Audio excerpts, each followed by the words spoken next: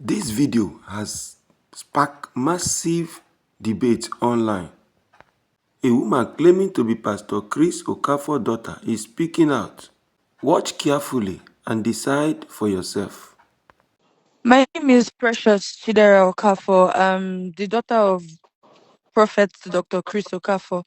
I used to live with him years ago and I left around 2020. Yes, I left around 2020 because things were about to get out of hand.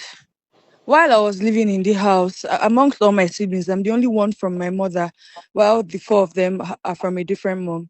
While I was living in the house, I used to get treated unfairly. Like it was very, very visible, and even the workers in the house could see it. And one evening, he called me to his room that he wanted to speak to me. And Okay. after I went in, he was, standing behind the door. And then he locked the door and he said I should sit down. And I sat on his bed and he started speaking to me. He started telling me that he knows that I always feel bad because of how he treats me differently from my siblings. But he's only doing that because he loves me. And he wishes that fathers could marry their daughters, that he would have gotten married to me. And that was when he started to touch me, like touch me all over my body. And in that moment, I was sitting very still and frozen because I could not really understand what was going on. And that was how we continued. On different occasions, he would call me. Like another time, he called me and then he locked the door again. And then he started trying to kiss me all over on my lips and all over my body. And it felt like I was quiet for a long time because for me, as at that time, I was somebody that was so desperately seeking the validation of my father. I was alone in the house. I didn't have any siblings of my own. So the fact that he was, talking to me, at least like for me, all I was thinking about at that time was, okay, if this is going to at least make my dad talk to me, if this is going to make him treat me equally and fairly, then okay. And there was a day I had a terrible dream. And as a man of God that he is, I went to meet him. So we would pray together. And that was the night that he almost penetrated me, but it didn't happen.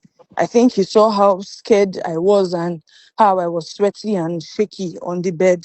So he said I could leave and I left. And that was when I was able to use a teacher's phone in school and I decided to tell my mom about all that was going on.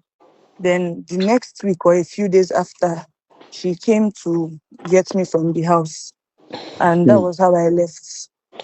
How old were And you then?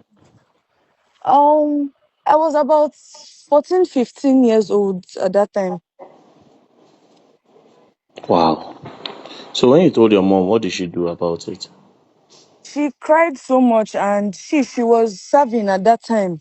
She was in a, I think she was in a northern state. So she had to come back, like she had to calm down.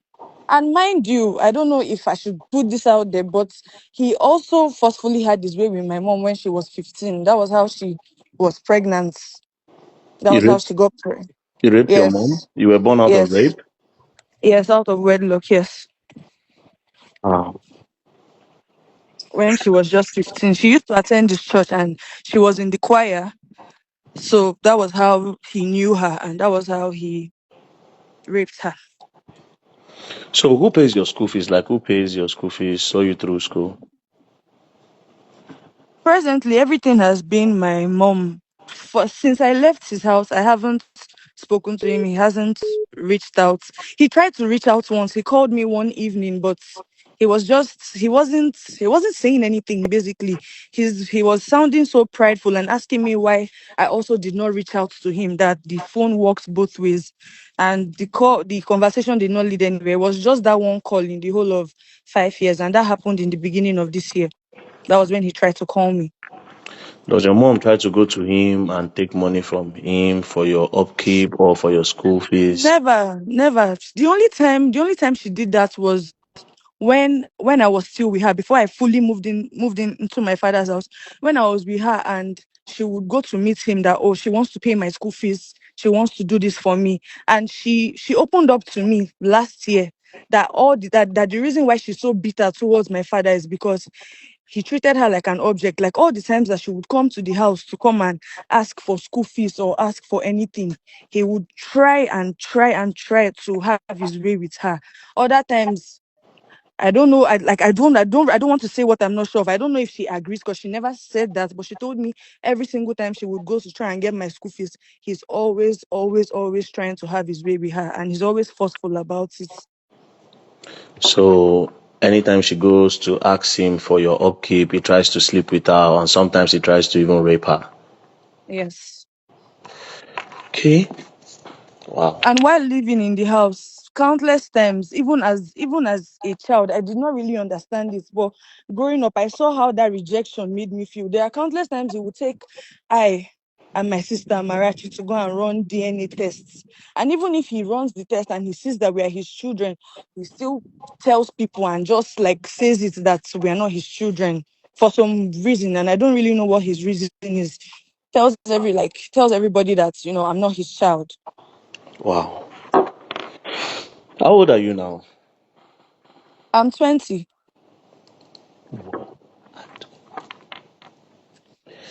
Okay. Anyways, we'll keep in touch. We'll keep in All touch, right. okay? Thank All you. right. All right. Bye. Thank you. Bye. Now, Pastor Masolopara, if you listen to this call that I had with this girl, now this call was on the 22nd of December at around 7:05 p.m. was when we had this call. Now, listen to it properly. What you are trying to use as a defense and as a damage control, the DNA test, that these are not his kids, he has been using it since against these kids. They have gone to do several DNA tests and he's their father, right? Now, I will ask you a question. Whether or not he's their father or not, let's leave that by the way. But how are you a pastor and a 14-year-old girl who is meant to be your daughter, whether not your daughter or not, but as a father, as an uncle, or whatever thing you be, or as a guardian, you carry her into your room and then you say you wish that father can marry daughters and you start kissing and touching her. Not just that, you almost penetrated the 14-year-old according to her testimony. And as a pastor, and in the defense, you are saying that she's not your daughter. Let's say she's not your daughter. First of all, it's an abomination, 14-year-old child, as a pastor and a man of God that you call yourself, and you climb on the altar. Now, you see, you have finally put yourself in the box, right? Your kids are available. You understand? Your kids are available. This case will be a very big case for the country, and people will learn. People will learn a lot. How these men of God take advantage of the vulnerable people, manipulate them, use them anyhow they like, But your own, you had no limits. Now you say they are not your kids. It's going to be a public case. So Pastor Masolopara, be prepared. These keys will be made available. Do you understand? They'll be made available. Heavy security. It's going to be a public case. They'll use a public hospital. Cameras everywhere. The DNA test will be conducted on all of them. Your wife might be present. Do you understand? The mother of the kids is still very much alive. This one that made this confession now, do you understand? It's the other ones, the one where we say you do before. According to her, she said the mother even told her that you do forceful entry on the mama when she did 15 years old. And you won't do the same thing to the daughter when she did 14 years old. May God forgive all of you. But then again, the DNA test will be done. Since that's what you want to use as a defense and as a damage control. You all will learn. You all will learn the hard way. Don't play.